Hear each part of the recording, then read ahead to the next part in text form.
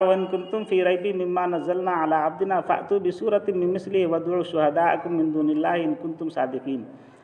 تو ایک مسلمان کو جو سب سے پہلے ایمان رکھنا ہے وہ تو اللہ کے ایک ہونے پر، کہ سب کچھ کرنے والی ذات اللہ کی ہے، ذریعہ واسطہ دنیا میں بنایا ہے، باقی حقیقی رب حقیقی مالک صرف اللہ ہے۔ دوسری بات جو ہے وہ رسالت پر ایمان لانا ہے۔ رسالت کا مطلب یہ ہوتا ہے کہ اللہ کے رسول پر ہم کو ایمان لانا ہے کہ یہ جو اللہ کے رسول ہے ان کو اللہ نے پیغمبر بنا کر کے ہمارے پاس بھیجا ہے، میسنجر بنا کر کے بھیجا ہے۔ ان کے پاس اللہ کی طرف سے پیغام آیا ہے اور یہ پیغام انہوں نے ہم تک پہنچایا ہے۔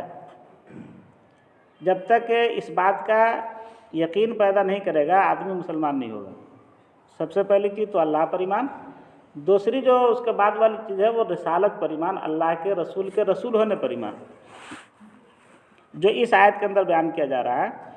کافر لوگ یہ کہتے تھے مشرکین مکہ کہ یہ جو قرآن نازل ہو رہا ہے نا یہ حضور صلی اللہ علیہ وسلم نے اپنی طرف سے بنا لیا ہے۔ تو اللہ تعالیٰ نے کہا کہ یہ تو میرا کلام ہے، نبی اس کو کیسے بنا لیں گے؟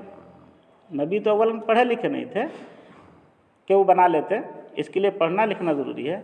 تم کو اگر ایسا شبہ لگ رہا ہے کہ وہ اپنے سے بنا سکتے ہیں تو دیکھو تم بھی عرب کے رہنے والے ہو اور وہ بھی عرب کے رہنے والے، تمہاری زبان بھی عربی ہے اور ان کی زبان بھی عربی، قرآن بھی عربی میں، اور تم کہتے بھی ہو کہ ہم بہت زیادہ زبان کو جاننے والے لوگ ہیں۔ چنانچہ وہ لوگ عرب کے لوگ اپنے عرب کے علاوہ دوسرے جتنا بھی علاقہ ہے نا دنیا میں اس کو عجم بولتے تھے۔ عجم کے معنی تھے گنگا، کہ وہ لوگ کی زبان ٹھیک نہیں ہے، زبان ہماری ہے۔ اور بات صحیح بھی ایک حد تک تھی کہ 100 شعر کا قصیدہ نظم ایک مرتبہ سن کر کے وہ لوگ یاد کر لیا کرتے تھے، اتنے زبان کے ماہر ہوتے تھے۔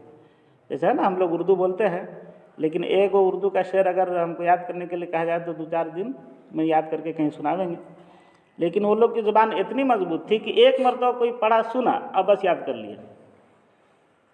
تو قرآن نے کہا کہ آپ تو اتنی شاندار آپ کی زبان ہے اور آپ کو یہ شبہ ہو رہا ہے کہ پتہ نہ حضور صلی اللہ علیہ وسلم نے، محمد بن عبداللہ نے اس قرآن کو اپنی طرف سے بنا لیا ہے زبان کے زور پر، تو ایسا کیجئے کہ اس قرآن جیسی کوئی ایک صورت، چھوٹی سی صورت منتخب کیجئے، چنیے، اور ویسی صورت آپ ایک کو بنا کر کے دکھا دیجئے۔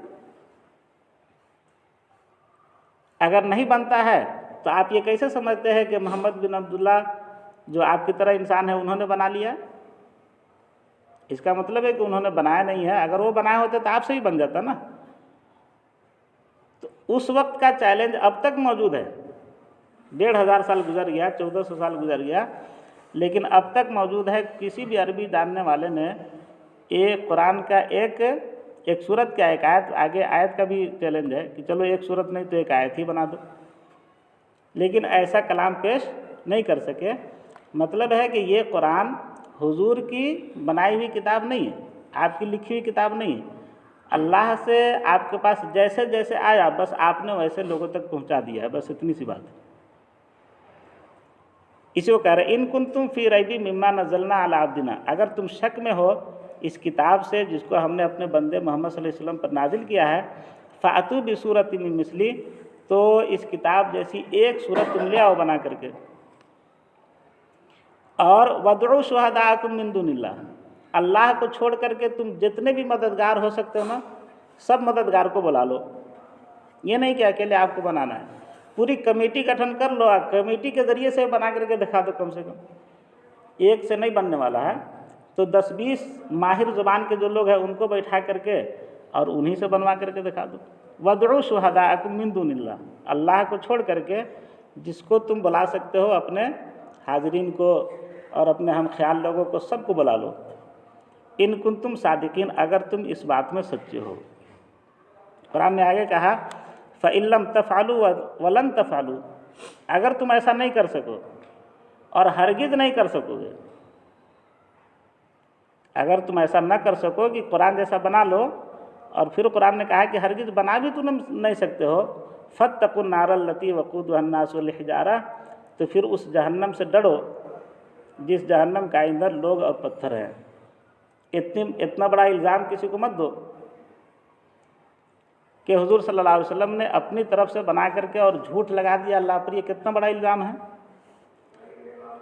تو ایک تو یہ الزام، اور دوسرے تمہارا نہ ماننا، جہنم میں جانا طے ہو جائے گا، اس لیے اس جہنم کی آگ سے تم بچو۔ اور ایسی بات نہ کہو کہ یہ قرآن جو ہے اللہ کی کتاب نہیں ہے، محمد صلی اللہ علیہ وسلم کی بنائی ہوئی کتاب ہے۔ فاتقوا النار التی وقودها الناس والحجارہ، بچو تم اس آگ سے جس کا ایندھن لوگ ہے اور پتھر ہے۔ پتھر کو اس میں اس لیے شامل کیا، لوگ تو جہنم میں جائیں گے جو نہ ماننے والے، پتھر کو اس لیے اس میں شامل کیا گیا کہ ابھی سے نہیں، بہت پہلے سے پتھروں کے پوجنے کا بہت زیادہ رواج رہا ہے۔ تو اللہ تعالیٰ پتھر کو عذاب میں رکھ کر کے، جہنم میں رکھ کر کے یہ بتلائیں گے کہ تم جس کو سب سے بڑی چیز سمجھتے تھے نا، دیکھو اس کی یہ حیثیت ہے، وہ جہنم میں ہے۔ اگر اس کی کوئی حیثیت ہوتی تو جہنم میں کیوں جاتا؟ تم تو اس کو بہت حیثیت کی چیز سمجھتے تھے دنیا میں۔ آج دیکھتے ہیں نا، کئی بار بھی خالی جگہ ہے تو ایک پتھر ڈک دیا اور ٹک دیا، بس ہو گیا، پوجا شروع ہو گئی۔ تو کفار مکہ بھی ایسے ہی کرتے تھے۔ وہ لوگ سفر میں جاتے تھے نا تو بیگ میں، جھولا میں اور تھیلے میں پتھر رکھ کر کے چلا کرتے تھے، جہاں مرضی ہوئی نکالا، پوج لیا، بس پھر رکھ کے جھولا میں چل دیا۔ اس لیے قرآن نے کہا کہ لوگ تو اس کا ایندھن بنیں گے ہی، جہنم میں جلیں گے ہی، اور اس کے ساتھ ساتھ جو پتھر جس کو تم بہت بڑا معبود سمجھتے ہو نا، وہ بھی جہنم میں جائے گا۔ اعدت للکافرین، اور یہ جہنم کافروں کے لیے تیار کی گئی ہے۔ تو کافروں کا تو یہ انجام ہوگا۔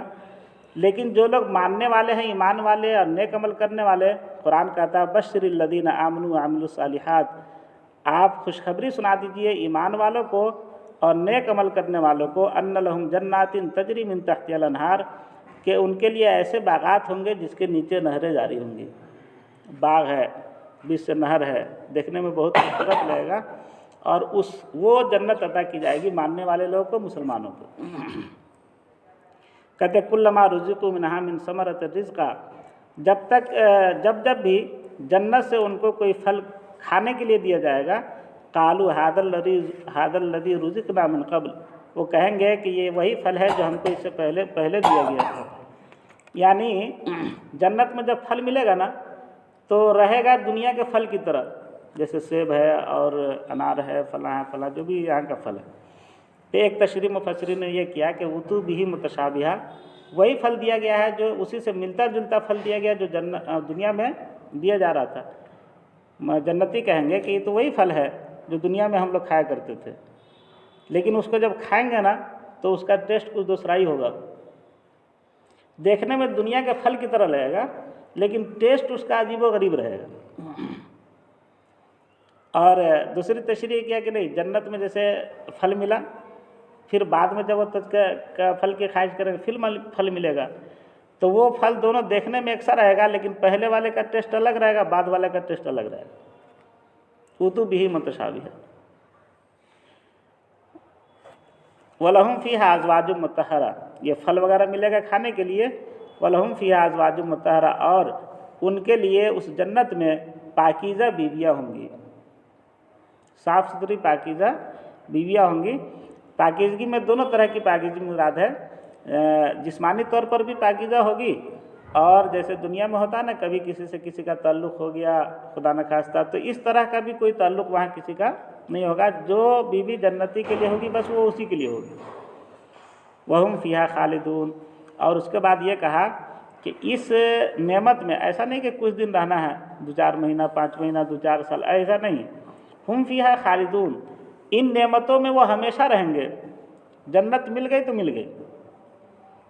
آگے بات آئے گی قرآن میں کہ جنتی جب آپس میں گفتگو کریں گے نا تو کہیں گے کہ یہ جتنی نعمت میں اللہ تعالیٰ نے ہم کو رکھا ہے تو کیا اب آپ کو ہمیشہ اسی میں رہنا ہے؟ ہم کو موت نہیں آئے گی؟